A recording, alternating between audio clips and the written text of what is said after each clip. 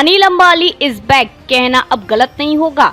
एक के बाद एक अच्छी न्यूज अनिल अंबानी से जुड़ी कंपनियों की आ रही हैं। अब अनिल अंबानी की रक्षा कंपनी रिलायंस डिफेंस लिमिटेड ने जर्मन हथियार निर्माता कंपनी डीहल डिफेंस के साथ हाथ मिलाया है।